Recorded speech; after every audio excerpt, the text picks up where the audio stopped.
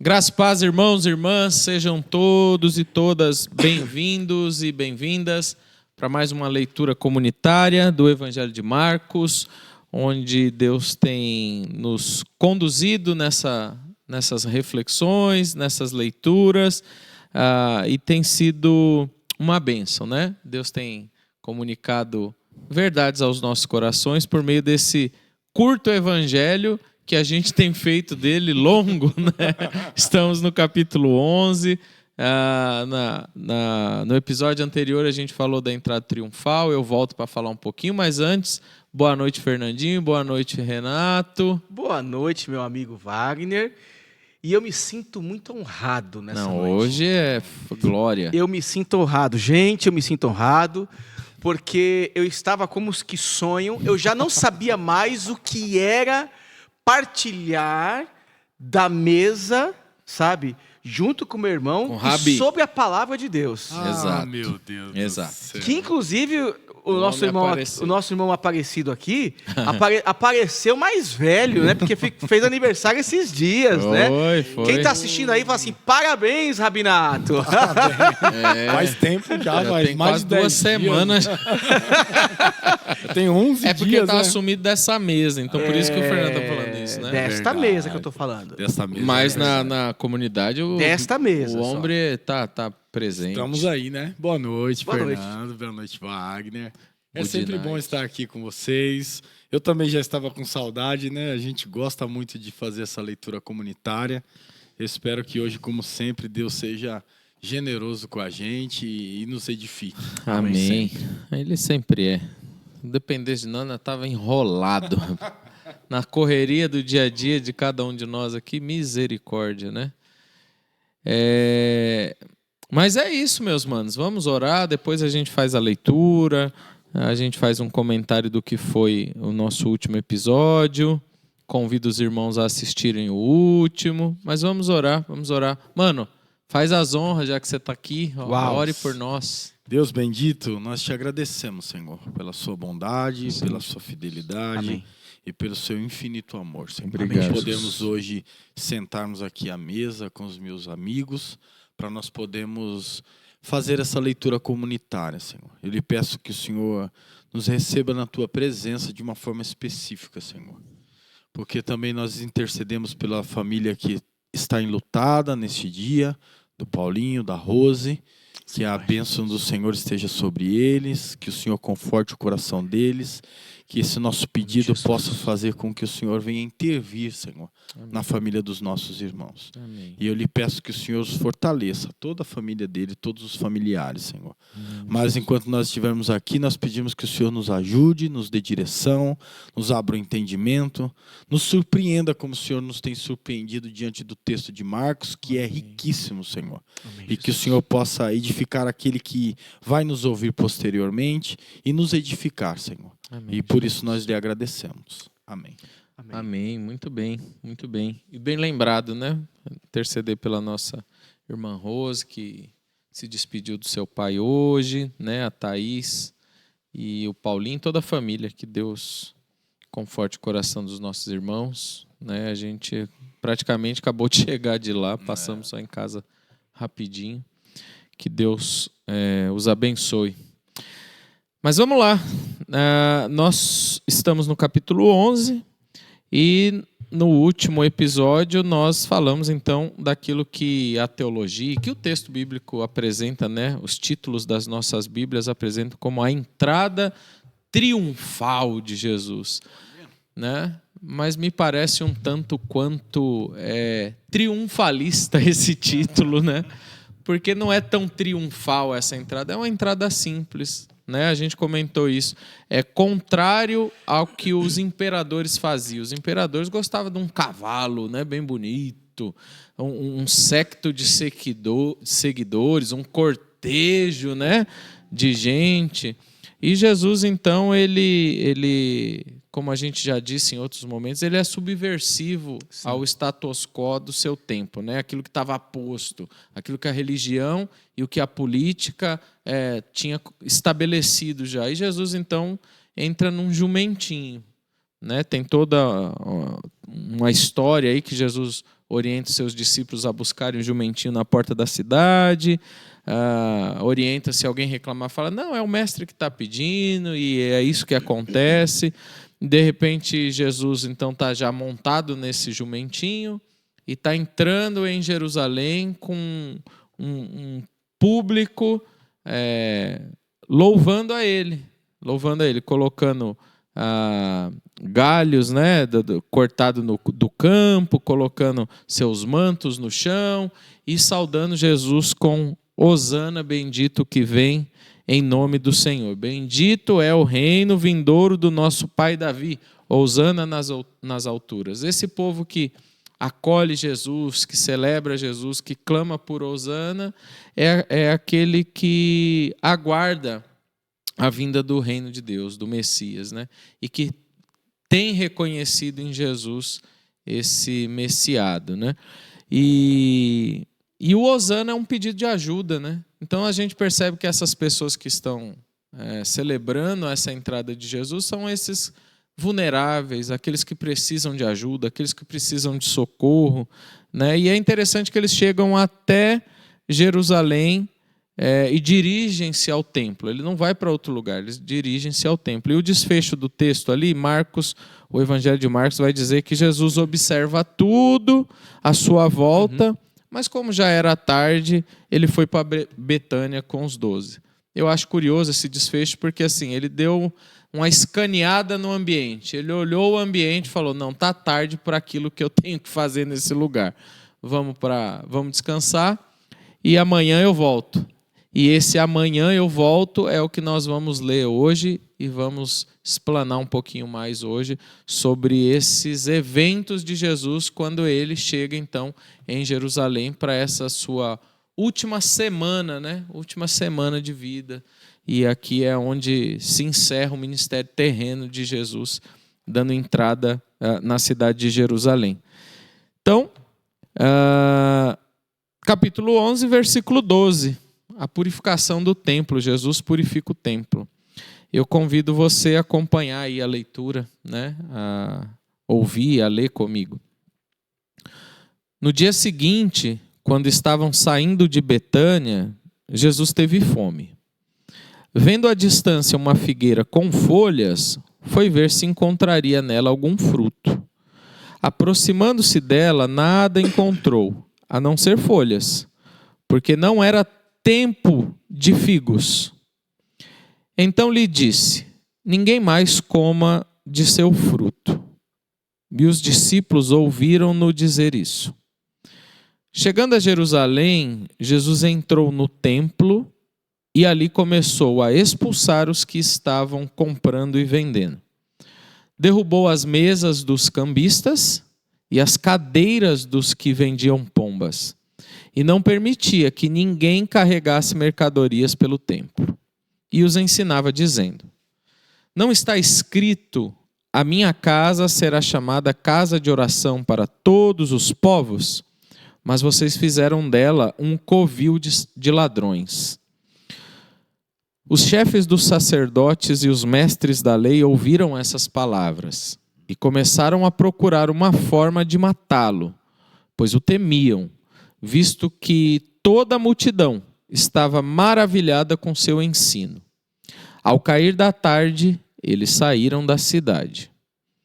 De manhã, ao passarem, viram a figueira seca desde as raízes. Pedro, lembrando-se, disse a Jesus, mestre, vê, a figueira que amaldiçoaste secou. Respondeu Jesus, tenham fé em Deus. Eu lhes asseguro que se alguém disser a este monte, levante-se e atire-se no mar, e não duvidar em seu coração, mas crer que acontecerá o que diz, assim lhe será feito.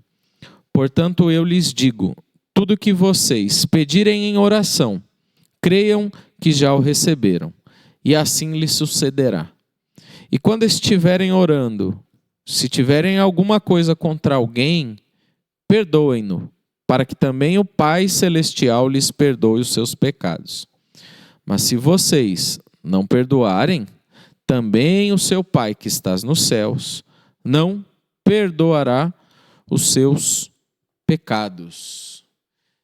E E aí, Fernandinho? Olha aí. Ó. Nossa!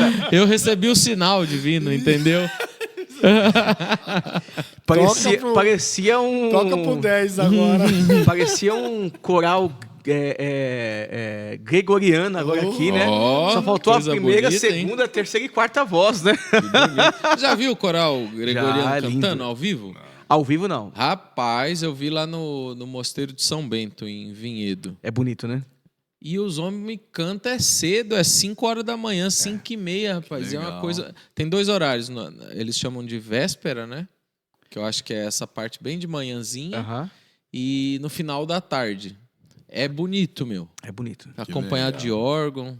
É bonito. Fecha o parênteses. Volta aqui Voltamos pro ao texto. Toca pro 10.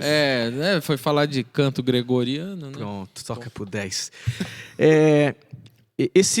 Quando a gente lê o texto de Marcos, que fala sobre a figueira sem fruto, Jesus, o templo, e a lição desse texto da figueira, acho que vocês, ao longo da leitura do texto bíblico e das histórias bíblicas, já ouviram muita coisa sobre essa questão da figueira, né?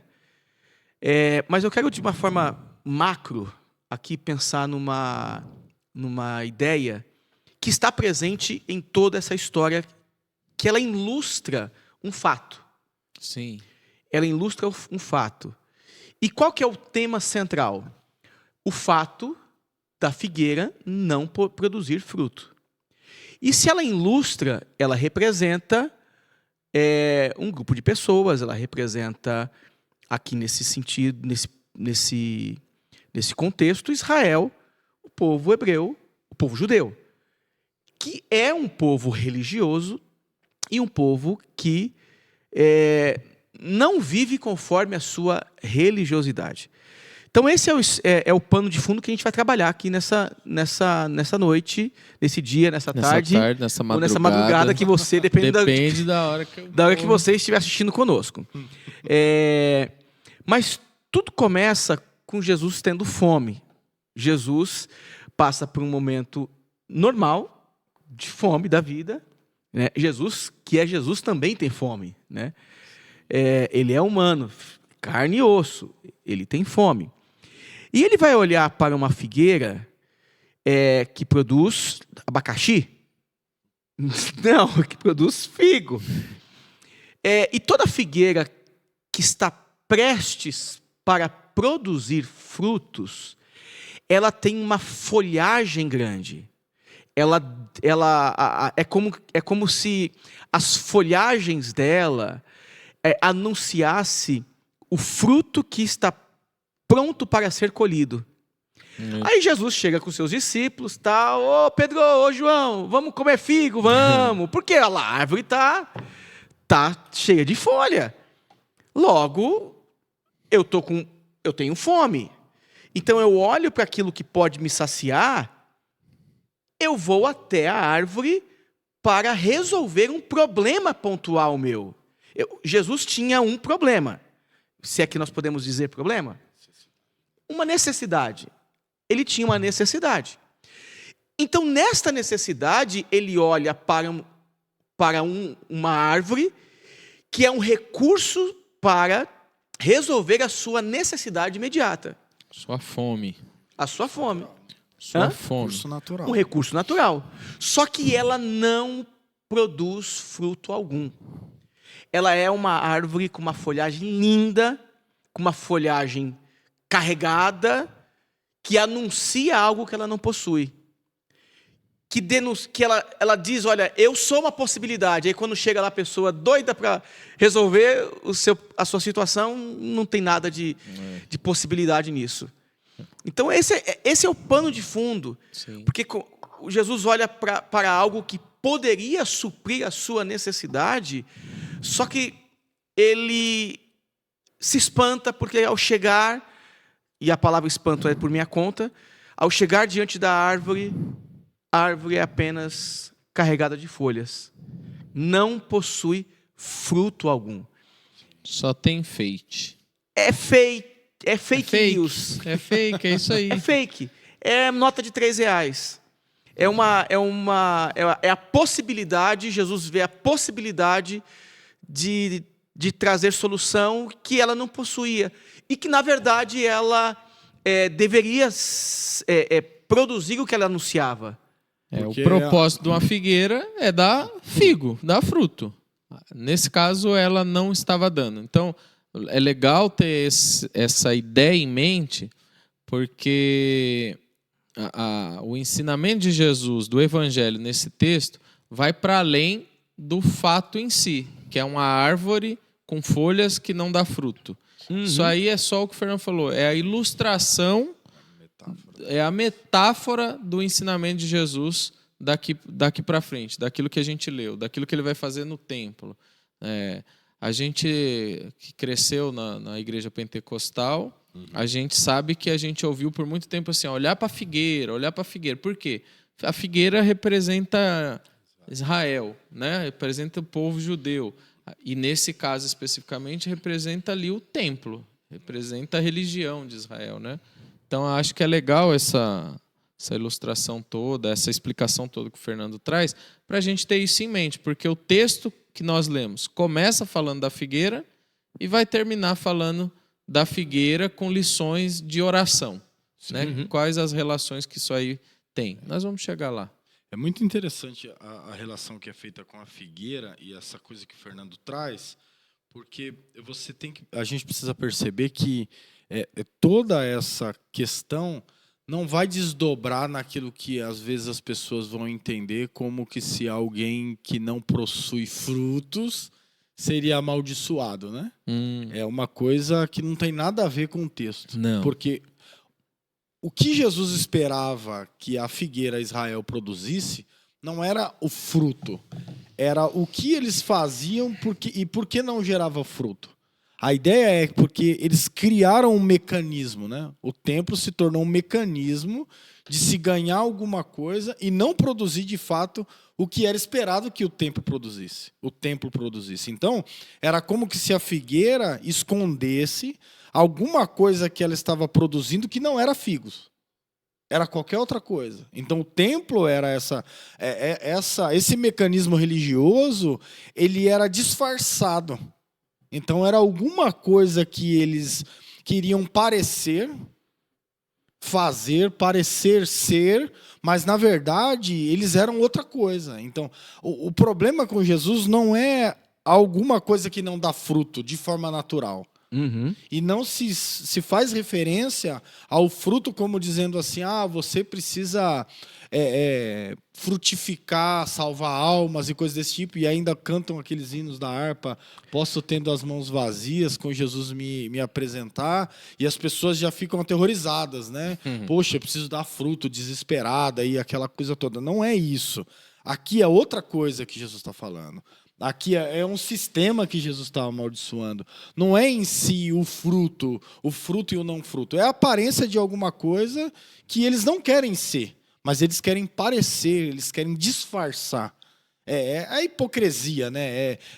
Ter uma aparência, é um personagem que eles desenvolveram, que é a questão do sacerdócio, sacrifício, cambista, tudo isso aí que a gente vai entrar nisso, para parecer uma coisa que de verdade eles não são. E é aí que Jesus entra pesado, né? Sim, você falou algo sobre a questão do fruto que geralmente as pessoas relacionam, principalmente no nosso meio, não só o meio pentecostal, mas acho que o meio protestante, de modo geral, que o fruto é sempre ganhar almas, né? Sim, sim. Como se eu pudesse ganhar uma alma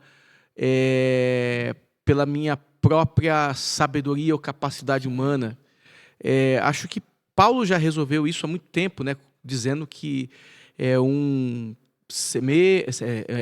planta, outro rega, E outro colhe, e quem dá crescimento é o Espírito, né? Então, assim, é uma ação que vem do Espírito. Mas, ok, fecha parênteses, que nem você Vamos ali, você disse. Mas o fato é que ser de verdade, acho que essa é a palavra, né? É um dos temas aqui de Jesus. Ser de verdade. O que se esperava que Israel e que os sacerdotes, que os judeus, que a gente, as pessoas da religião fossem, eles não eram. Eles eram o oposto do que se esperava. Sim.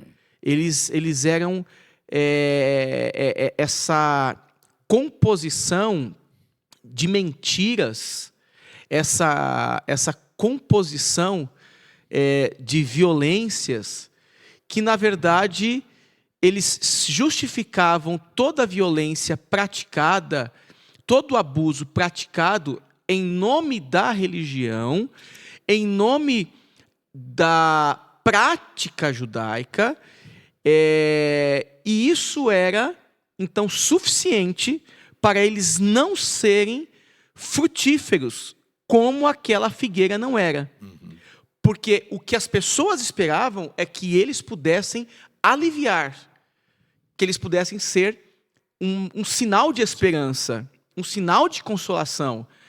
E aí você já está falando do templo, né?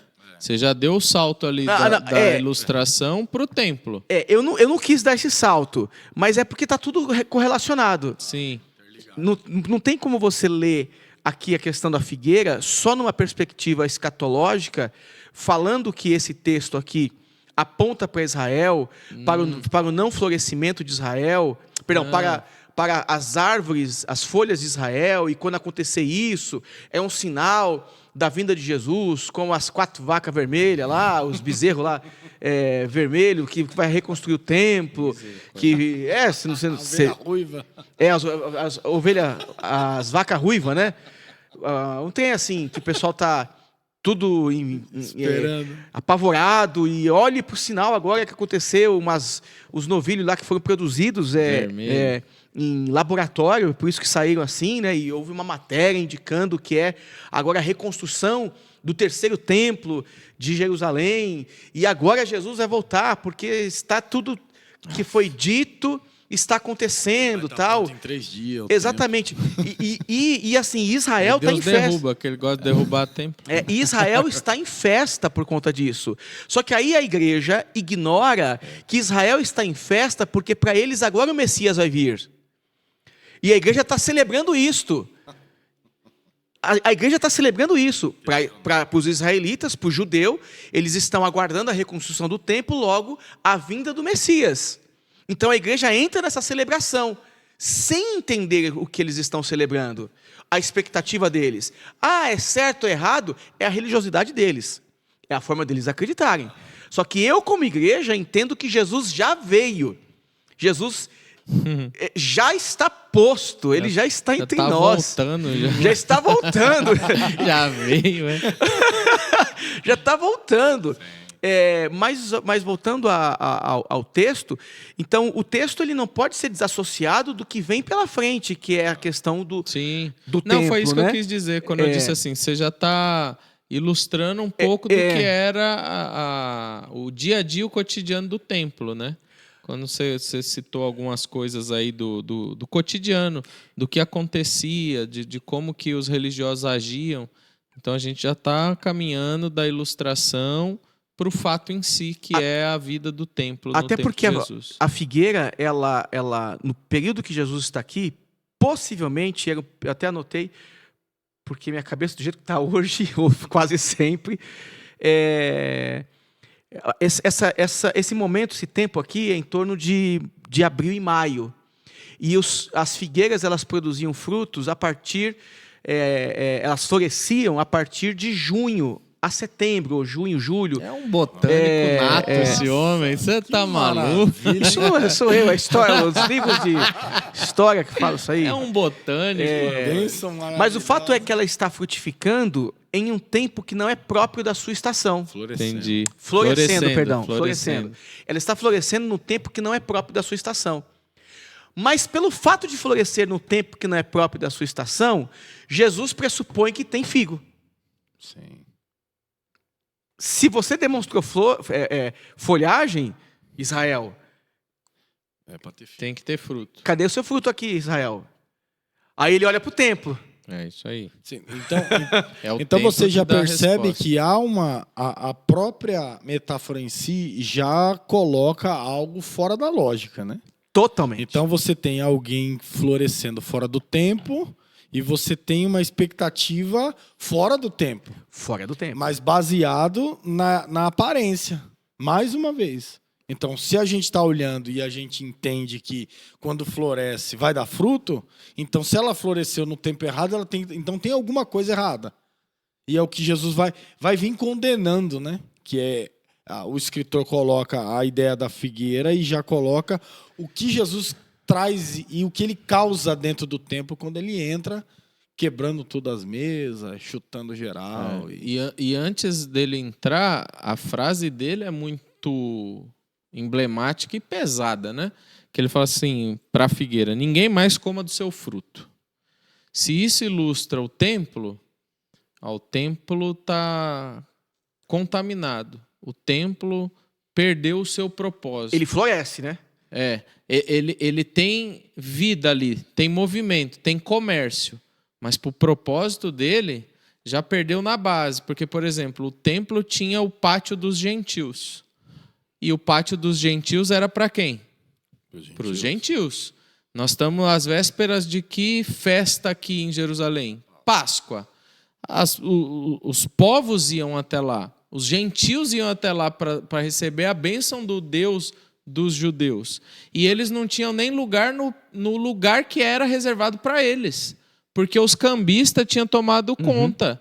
Os comerciantes tinham tomado conta. Né? Acabaram com o propósito do templo. O templo não tinha mais esse propósito de acolhimento, de apontar para Deus, de mostrar para as nações o Yahvé, o verdadeiro Deus. De ajudar nas necessidades básicas, né? De servir de alimento, Alívio. de servir de figo, né? Que é o alimento ilustrado aqui. Perdeu. Né, os cambistas, cara, a lógica do comércio era absurda. Por que aparece aqui os chefes dos sacerdotes e os mestres da lei? Porque esses caras estavam em conchavo com os cambistas. Do valor das vendas, parte do valor das vendas dos animais, das pombinhas, isso, aquilo, iam para esses líderes religiosos. Sim. Então, assim, eles já estavam vendidos ao comércio do templo. Então é essa maquiagem, né? Ó, tem vida, tem a coisa acontecendo, mas na verdade era só folhagem. Só aparência. Só aparência. Por isso que Jesus chega e, agora aquilo que eu ilustrei figurativamente, agora eu vou pôr em ação aqui. Vamos limpar esse templo, vamos tirar os cambistas, vamos tirar os vendedores, vamos derrubar essas...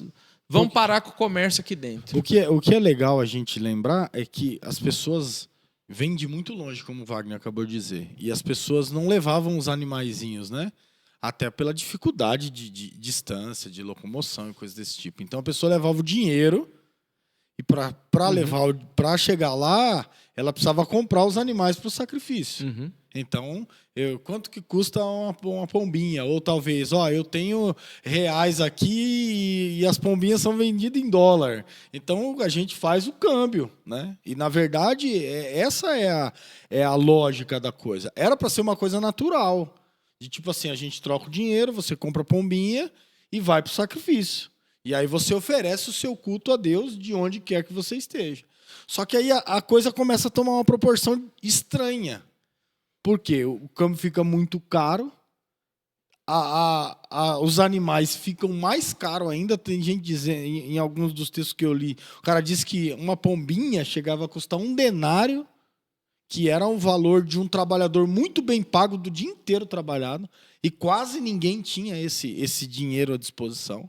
Então, o que eles começam a fazer? Eles começam a transformar o sacrifício a Deus em algo de um valor muito caro.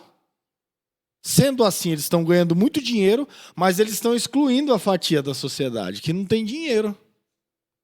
Quem é o pobre que está em Jerusalém, que não tem um animal para oferecer em sacrifício e também não tem dinheiro para pagar? Ele faz o quê? Lá no Êxodo você tem um mandamento, né? Se o seu vizinho não tiver condição, você pega um bezerro, né?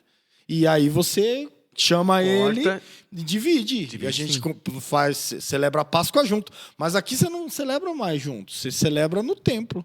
Se você não tem dinheiro, logo você está excluído. Então, essa dinâmica que eles estão criando no templo, que eles criaram no templo, é uma dinâmica de exclusão também. Porque ele põe para fora as pessoas que têm menos dinheiro. Além deles estar superfaturando todo tipo de sacrifício. Principalmente a relação das pombinhas, que a pombinha era o animal da pessoa pobre, que não tinha dinheiro. Então ela comprava o animalzinho mais barato para poder ir para o sacrifício. E aí, se ele não tem um animal para sacrificar, ele vai apresentar o quê? Sim.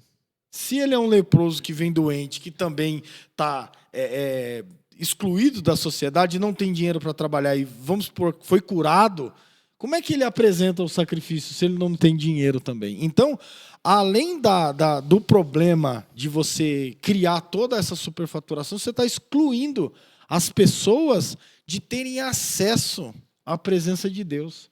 Então, essa aparência que a gente está falando não é só uma aparência, é uma tentativa de disfarçar e esconder a intenção de ganhar dinheiro. Sim. De ganhar dinheiro dos pobres e dos doentes. É a mesma desgraça que a gente vê as pessoas fazendo hoje. Não é? Os convênios, essa máquina de gerar dinheiro, é tudo muito caro. Então, quem não tem dinheiro não tem acesso. E aí, se a gente trouxer para o reino de Deus, é a mesma coisa. Quem tem direito à bênção de Deus no evangelho da prosperidade? É quem pode contribuir. Se eu não tenho para contribuir, eu nunca vou ser abençoado. Então o cara vem, esmaga a gente com o conceito de que tem que dar alguma coisa para poder receber, e a gente fica ali oprimido e dá às vezes até o que não tem. Na sedução de talvez receber alguma coisa em troca. Aí você imagina os pobrezinhos no templo, cara. Tentando talvez, como uma pessoa que não tem condição, procurando um animalzinho mais em conta para poder ofertar e tentar ser aceito.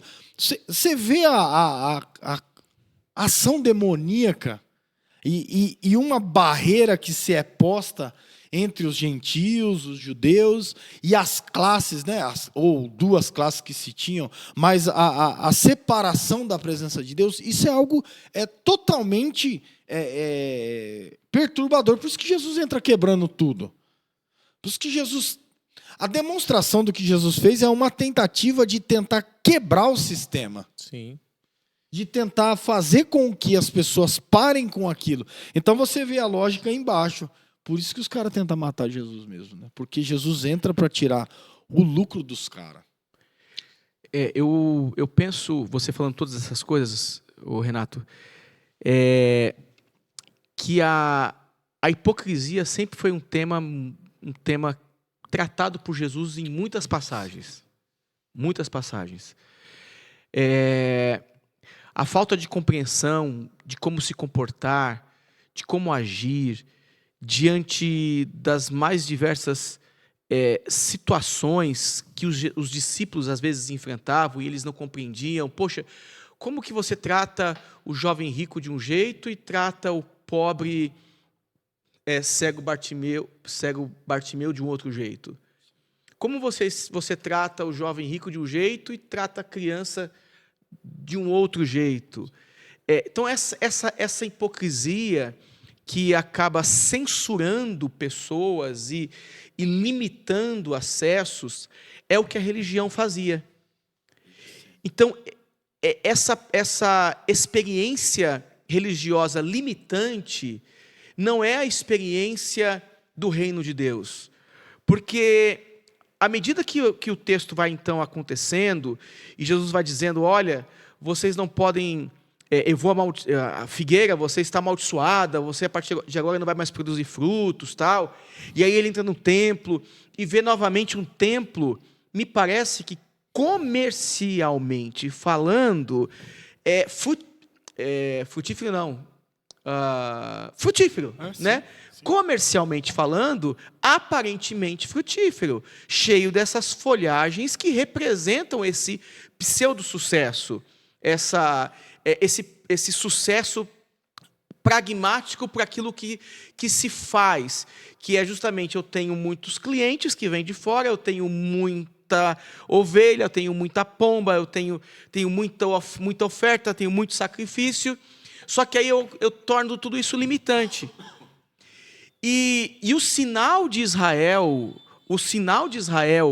para o mundo não é um sinal limitante. Se a gente retornar a Abraão, o que Deus falou para Abraão ser para o povo hebreu? Se tu uma bênção só para o povo hebreu, o restante que se lasque. Assim diz o Senhor, Abraão. Foi isso que Deus falou. Mas na cabeça do religioso, do sacerdote, do judeu religioso aqui, é isso.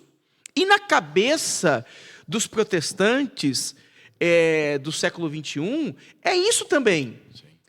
Se tu uma bênção, é só aqui entre nós, é só no nosso clã, é só no nosso quintalzinho, no nosso curralzinho. Nosso gueto. No nosso gueto, conforme foi falado no domingo de manhã, né, pelo pastor Lucas, né? Porque o texto vai dizer, olha, a minha casa, depois de fazer toda essa crítica, ela será chamada casa de oração. Mas para quem?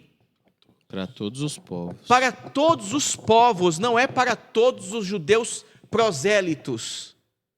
Para todos os... Por que é um proselitismo? Você que está nos assistindo aí, proselitismo nada mais é do que uma pessoa que não tem nacionalidade israelita, mas ela pratica o judaísmo, ela se torna um judeu por prática, por conversão. É o lugar dele no templo onde o Wagner falou. Ela se converte. É o prosélito que ficava no lugar do gentil. É. Que ele não era judeu, mas tinha um espaço no templo. Ele se converteu ao judaísmo. Ele se converteu ali. Ele é alguém convertido. Só que a forma com que eles estavam tratando Jerusalém era uma forma limitante. Sim. Ela era excludente.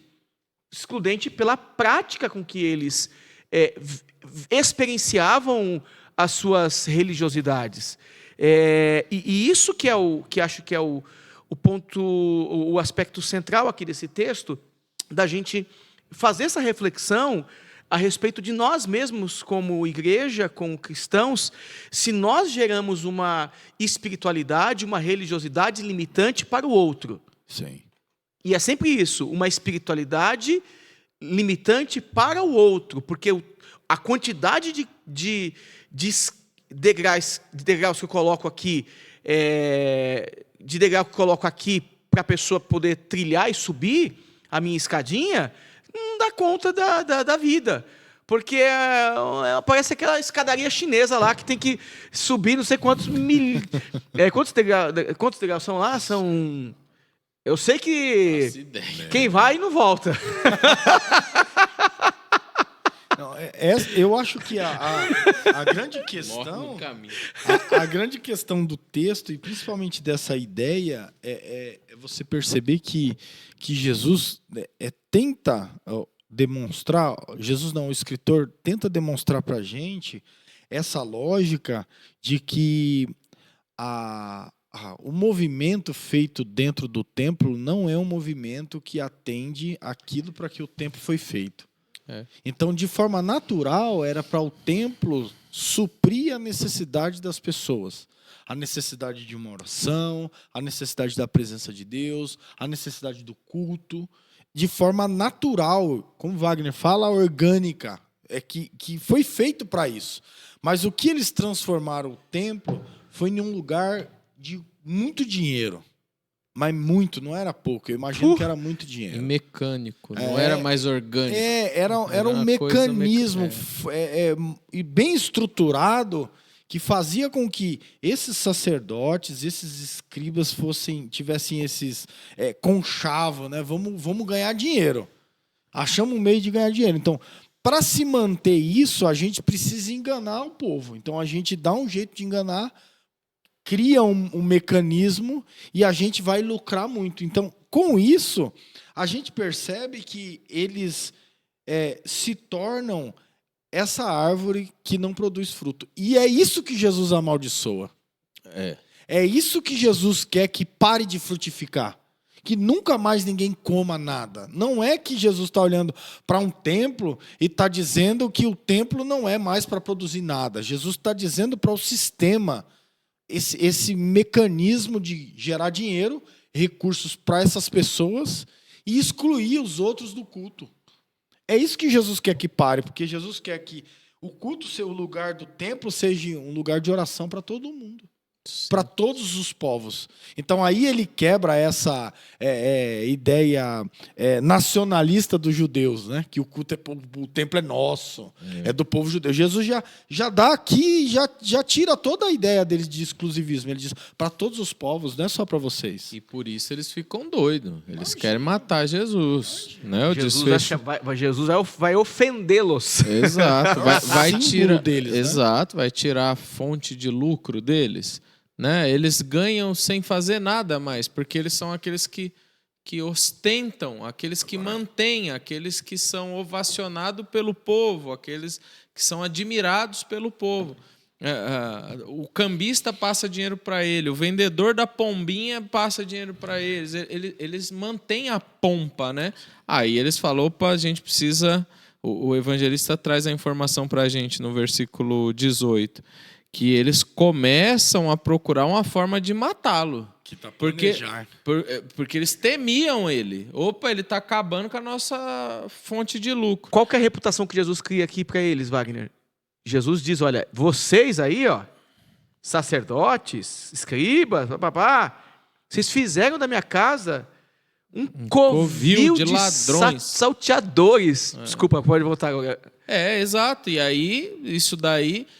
Ele escancara, né? Ele torna isso visceral aos ouvidos de todos. No entanto, é engraçado que o texto aqui não fala o que Jesus ensina verbalmente, né? Não tem um ensino ali. A prática dele, o jeito que ele age ali, para mim, lendo o evangelho aqui de Marcos, já é o ensino, porque depois disso, o evangelista vai dizer que toda a multidão estava maravilhada com seu ensino. Não foi toda a multidão que ouviu ele amaldiçoando a figueira. Foram os discípulos. Mas a ação dele em relação àquilo que está estabelecido, que funciona, por si só essa ação já é um ensinamento. Que aí o povo olha e fala, olha aí, é isso. O templo é casa de oração para todos. Olha lá, não tem mais espaço para todos. Só tem espaço para o cambista, só tem espaço para os comerciantes, só tem espaço para os religiosos, não tem mais espaço para todos. Então o povo se maravilha com esse ensinamento. Né? É porque a impressão que dá é que a atitude de Jesus derruba a porta para todo mundo, para esses que não tinham acesso. Porque, principalmente, se o templo era esse lugar de perdão de pecados, de purificação dos pecados, uma vez que eu não tenho dinheiro para pagar, eu não estou purificado. Então, logo, eu não tenho acesso. Quando Jesus desmonta nessa atitude as mesas e quebra aquela coisa toda, Jesus está dizendo para eles que essa dinâmica, esse mecanismo é para ser quebrado. E o que ele pretende para a casa do meu pai é que todos entrem e tenham acesso a esse lugar que foi fechada a porta. Exato. Então, a relação me parece que Jesus vem chutando mesmo e quebrando essa barreira que todo mundo viu que já estava fechado e que ninguém conseguia quebrar. Então, acho que a maravilha é essa ação mesmo. Exato. Que você está dizendo. E legal dizer que ele chega chutando e derrubando objetos, mesa, solta bicho, isso. Cadeira. Não pessoas. Não pessoas, né? Porque tem uns pregadores mais emocionados que falam, e Jesus passou a mão no azorraga e deu chicotado em meio mundo. Jesus nunca levantou a mão para ninguém. Ele nunca agrediu ninguém. Esse evento aqui é um evento de justiça de Jesus em relação àquilo que estavam fazendo com o templo, que era para ser casa de oração, casa de acolhimento, casa de justiça, mas estava uma bagunça.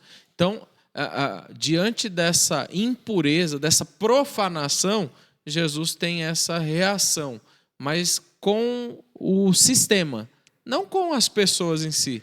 Né? Não foi nem que os religiosos queriam matá-lo, não foi nem com os mestres da lei que queriam matá-lo, foi com o sistema, né? Então, assim, quando a gente ouvir aí algum emocionado falando que Jesus bateu nos outros, é mentira, não bateu em ninguém. É interessante que a sequência, então, do texto, quando Jesus ele faz tudo isto e chama, afirma que vocês fizeram a casa do meu pai, né, um covil de salteadores, tal, eles vão seguir na história e os discípulos vão ficar maravilhados. Então você tem aqui um processo, né, um tempo, um período de tempo que eles saem de uma situação, entram em outra situação, entram com Jesus no templo, passam um certo tempo lá, porque um certo tempo, né? Cair da tarde. Aí de repente os discípulos saíram da cidade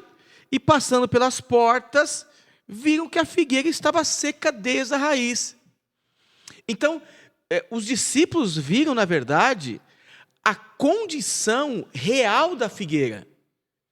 Porque se ela está numa estação, se ela está florescendo em uma estação que não é a própria, que não é a dela, o que Jesus agora mostra para os discípulos é a real situação da figueira. Se não é estação, não é tempo dela florescer, porque o fruto não está vindo, porque ela não tem capacidade para isso, então qual é a real situação dessa figueira? Essa aqui, ó. O que Jesus fez foi amaldiçoar e revelar a real situação do templo, da casa de Israel. Então isso aqui é uma revelação da realidade. Não é uma maldição dizendo, por conta disso, vocês nunca mais darão frutos, porque a partir de agora sobre a minha palavra, e tal, encerrarei. Não, Jesus está revertendo, está dizendo, olha, a situação, a aparência, era uma árvore que floresceu, e aqui a gente está tudo doido para saciar as nossas necessidades, só que ela é incapaz disso, porque ela floresceu num tempo que não é o dela.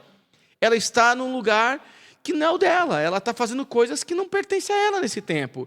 Ela não é verdadeira no que ela está fazendo. Então, Jesus diz, árvore, revela a sua realidade. Isso aí. Acho que essa é a questão, né? Mostra quem tu és. Porque se você for perceber, é um milagre o que Jesus faz, né? Se de fato não for só uma metáfora, né? Se Jesus foi lá e falou e ela se secou de verdade, é um milagre ao contrário, né? Então, é uma ação que muda o status, né? Então, se a pessoa estava doente, ficou curada. Se a pessoa não estava curada, ficou doente. É um movimento, mesmo que pro lado ao contrário, é um movimento. E eu acho que essa leitura que o Fernando faz é como que se Jesus estivesse desmascarando, né? Se Jesus estivesse tirando o véu daquela aparência que o templo era suficiente. O que Jesus está dizendo é que o templo é insuficiente, que o templo não supre mais a necessidade das pessoas, né? A revelação que Jesus traz é para demonstrar que a gente precisa de outra coisa, porque o templo está perdido. O templo está perdido, então não tem mais como se criar novos mecanismos ou talvez restaurar a ordem do que um dia foi. Era fazer outra coisa, era criar um outro movimento, que é o movimento que Jesus vem trazendo.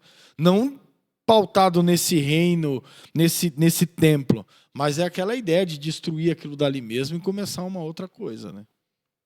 Exatamente. Muito bem. O ensinamento, ele no meu ponto de vista, ele é figurativo, ilustrativo, mas ele é real também. Aconteceu mesmo, porque na saída o Pedro olha lá e fala, aí, Jesus, olha lá, não, mestre, é real. vê aqui, ó. É real. Isso é emblemático para os discípulos. Por quê? Porque essa lógica da figueira, essa árvore, ela é representativa para aquele povo, né? Ela é representativa do templo, ela é representativa de Israel. E aí Jesus vem e fala um negócio desse, ele fala, perdeu a utilidade, né? Não tem mais utilidade. E aí depois desse evento, vai ter o diálogo de Jesus com seus discípulos em relação à fé, né? Porque o Pedro fica maravilhado com isso. Olha, secou mesmo, né? E aí Jesus fala, então, tem fé em Deus, gente. Vocês precisam ter fé em Deus. Vocês perderam, a religião judaica perdeu a fé em Deus. Ela se deixou vender, ela se deixou levar pelo poder, pelo comércio, pela grana, né? Mas a gente precisa ter fé em Deus. E aí eu asseguro que se alguém disser a esse monte, levanta, tira ali no mar, e não duvidar no seu coração, mas crer, isso acontecerá. Assim lhe será feito, né? Então isso também, daqui para frente tem outros problemas, né? Porque também o leitor desavisado, desatento, vai achar, Jesus falou que tudo que eu pedi, eu vou conseguir, Mas aí tem todo esse contexto que a gente está falando até agora. Qual que era a vontade de Deus para o templo? Que ele sinalizasse o reino de Deus, que ele cumprisse com o seu propósito, com o seu objetivo, que era servir de acolhimento, servir de bênção para as nações, servir de alimento, né? E aí, dentro disso, Jesus está dizendo, se a gente tiver fé e pedir as coisas segundo o seu propósito, o propósito de Deus, a gente tem condições sim. A fé nos garante isso. Então, agora é um ponto, de fato, que requer de nós, como você mesmo disse, né, Wagner, que a gente tire aí das nossas lentes essa forma de pensar de que eu oro e eu recebo exatamente como eu oro, dizendo, monte, sai daqui, vai para lá. Sim. Se você pega o texto e você literaliza o texto, é isso. É isso. A gente cai num erro, porque o monte aqui não é o que Jesus está dizendo. Isso é uma figura de linguagem também. Agora, o exercício da fé, que é esse depósito de confiança, entendendo que Deus é o que age por nós, que é o que está no ponto aqui. Porque também a consequência do texto é uma consequência de recuperação e de resgate, mas do coração que ora. Sim. É do coração que está em oração. É da pessoa que está intercedendo, é da pessoa que está aqui se achegando a Deus, em fé. Desta fé que confia a sua própria vida nas mãos do Senhor e por conta desta confiança de que Deus é poderoso para mover os montes, ele vai mover algumas coisas em nós também. Então tenham fé, porque em verdade lhes digo que se alguém disser a este monte, levante-se e jogue do mar, Deus não vai fazer isso. Pegar o monte, pum. Não que ele não possa, ele pode o que ele quiser. Mas não aconteceu ao longo da história.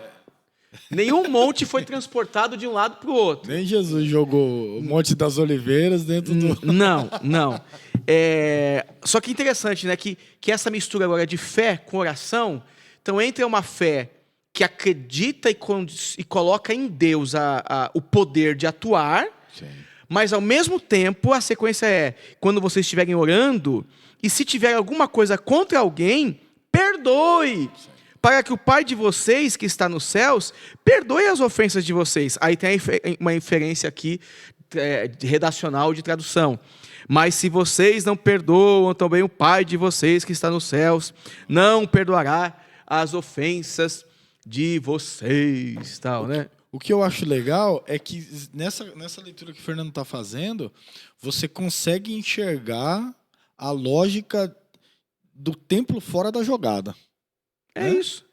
O que Jesus faz depois da interpretação da figueira que secou, Jesus desloca, né, o centro do relacionamento com Deus para fora do templo. Porque o pensamento judaico estava aqui, totalmente na imagem do templo. Em diversos lugares, o Daniel orando com a janela virada para Jerusalém, toda aquela perspectiva da Páscoa de que a gente tem que caminhar com os cânticos dos degraus e aquela coisa toda, e todo aquele ritual. O que Jesus faz é desconstruir isso. Exato. Então, quando ele está dizendo tenham fé em Deus, ele está dizendo isso. Deixa o templo para lá, porque o templo já não é mais o caminho onde vocês vão encontrar Deus. Ele é uma árvore seca. É isso aí. Exatamente. Ele está dizendo, ó, o fruto vai dar em outro lugar. Não é? Fala! O fruto vai dar em outro lugar. Esse é o ponto. Esse é o ponto. Esse é o ponto.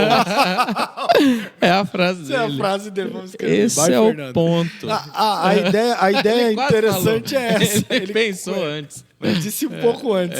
A ideia, eu acredito que é basicamente essa. Jesus está mostrando que o lugar aonde a gente vai encontrar a relação com Deus não é no templo mais. Não é mais na religiosidade judaica, não é mais nos rituais, não é mais debaixo da bênção do sacerdote, aprendendo com o escriba. Não é mais esse movimento. Ele está trazendo para outro movimento. E tanto que os últimos versículos vai falar exatamente do quê? Do perdão. Depois ele vai falar do relacionamento com as pessoas, mas ele vai falar do perdão. E onde se encontrava o perdão? No templo e com sacrifícios. Purificação no templo e com sacrifícios. Então o que ele está dizendo? Ele está tirando mesmo. Ele está desautorizando. Porque depois vai falar de autoridade, né? Ele está desautorizando. E agora onde está esse perdão? E agora onde está esse sacrifício? Em Cristo Jesus. Sim. Ele só não declarou abertamente assim, aqui. Nesse momento ele não fala, então, agora o sacrifício é o Cordeiro Santo que desceu do céu. Eu vou ser morto daqui uns dias. Continua comigo que vocês vão ver. Ele só não falou abertamente aqui, nesse momento. E esse é o exercício de fé. É o exercício de fé.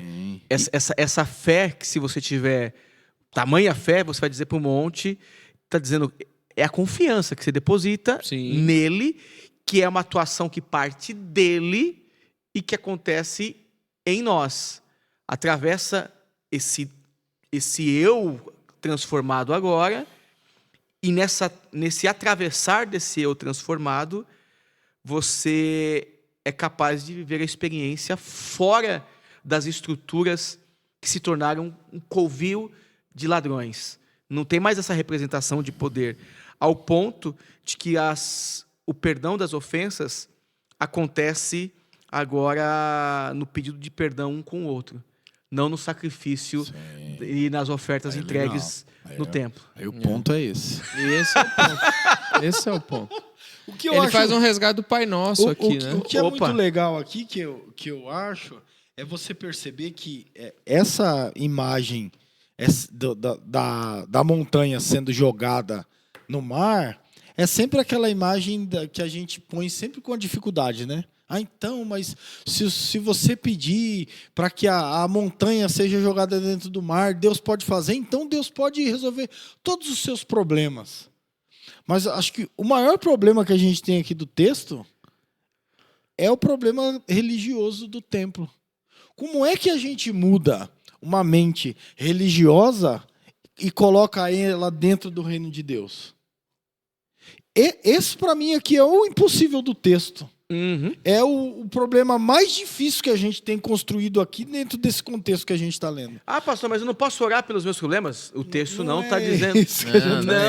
O texto não está dizendo isto. Nada a ver, né, meu? Nada a ver. A relação que eu acho que é mais complicado, principalmente para o tempo de Jesus, é você conseguir enfiar dentro da cabeça do religioso, do cara que estava desde criança aprendendo no templo, como é que ele faria para comprar uma pombinha em vez de aceitar Jesus e mudar o seu pensamento e ter fé em Deus e alcançar perdão dos pecados. Então, para mim, a maior dificuldade aqui é essa. E para nós hoje, de forma atual, é como é que você compreende as pessoas, faz as pessoas compreender que elas não são abençoadas porque fazem alguma coisa, ou porque vêm para o culto e porque estão dando dízimo. Já fechou a Bíblia? Não, É isso é melhor um parar. milagre, isso é um milagre. Ele Gente. acelerou o processo parei, duas né? vezes hoje aqui. Agora eu estou eu- achando um Gente, milagre. a Bíblia está aberta aqui, ó. Vocês sabem que eu estou lendo aqui por conta das letras maiores. Agora é o ponto. Agora é o ponto. É a hora de encerrarmos a Tá vendo, reflexão. Lucas? Meu diretor, me ajuda. Me ajuda. Fechou. Mas é isso. Mas é isso, não tem... Acho que é chover no molhado se a gente for acrescentando mais coisas aqui. Olha, e tem coisa para acrescentar aqui, viu? Então segue o jogo, meu amigo. Não tem não. Já que você tem... Não tem não. Vamos agradecer a Deus porque chegamos ao ponto. Esse é o ponto. Ao ponto final. Mas é um texto muito bacana, lido de um jeito bem diferente, né?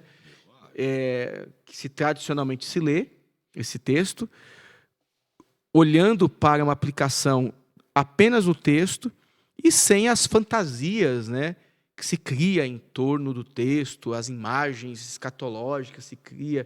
Não que a Bíblia não tenha escatologia, tem, a Bíblia tem. Não, mas não aqui. A gente optou em não ler desta forma escatológica, como muitos fazem, porque para você ler escatologicamente também, você tem que cair em algumas tendências de interpretações que nós não temos, né? E a linguagem aqui não é apocalíptica. Não, imagina. Não é. Mas Narrativa. é isso. Mas é isso. Gente, que Deus abençoe a todos vocês. Final de semana, ó. Semana que vem estaremos juntos. Que maravilha. Novamente. Deus Acelerado, hein? possa abençoar cada É um. um homem escatológico. E no próximo encontro, né, nós vamos falar sobre a autoridade de Jesus, né? Convido você a participar conosco, estar conosco aqui na próxima terça-feira, uma participando desse tempo de leitura da palavra de Deus. Amém? Amém. Amém. Esse é o ponto. Vamos orar. Amém. Orai-vos. Senhor Jesus, te agradecemos por ler a sua Deus. palavra. Sim, Jesus. Obrigado, Senhor, por essa oportunidade de podermos refletir no Amém. texto bíblico. Amém. Continua ensinando, Senhor, ó Deus, a cada um de nós, a como ler esse texto tão lindo, tão Amém. maravilhoso. Amém, Jesus. E que essa leitura possa sempre nos levar, Senhor, uma reflexão, sejamos desafiados, ó Deus, a viver a verdade e em verdade, Senhor. Amém. Possamos, Senhor, olhar para esse texto, ó Senhor, e ser aquilo que de fato entendemos que somos, pessoas que se tornaram discípulos do Senhor, Pai. Que assim venhamos viver como discípulos teus, Pai, no nome de Jesus. Muito obrigado por esse dia de leitura, por mais esse momento de reflexão. Te agradecemos no nome de Jesus. Amém. Amém. Deus abençoe. Fique na Deus paz. abençoe, meus irmãos. Amém.